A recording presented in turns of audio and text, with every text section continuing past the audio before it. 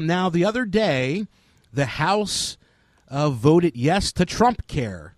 And now we'll have to go to the Senate. I just wanted maybe to get some of your observations on Trumpcare now moving to the Senate. And some people have asked me, they're like, well, does this mean that if you don't have health care, those penalties will go away? So, Finance Guru, give us your observations on Trumpcare.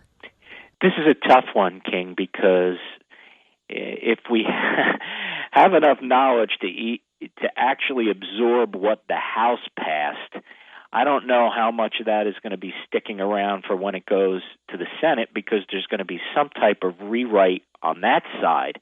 And after the Senate comes up with their version of Trumpcare, then you're going to have a process of reconciling between the House bill and the Senate bill. So this bill has a tough road right now, but I do believe it's going to pass. I just don't think what we're seeing now is going to be the final version, because you have conservatives and moderates that are going to have to get together and make nice.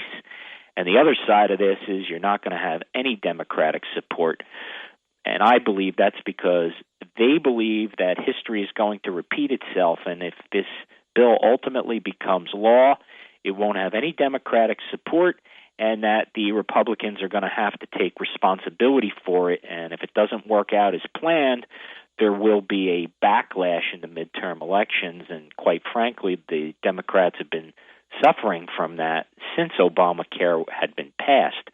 So I think they're sitting back and saying, well, now it's their turn to take a beating. And that just goes to show you on both sides of the aisle, King, that all of this is about self-preservation. It's not necessarily about let's come up with what the best possible health care plan is for all of the citizens in the United States. It's about how do I make sure I continue to get reelected. And I think that's really the shame of what goes on in Washington, and I think that's why we have the situation that we do.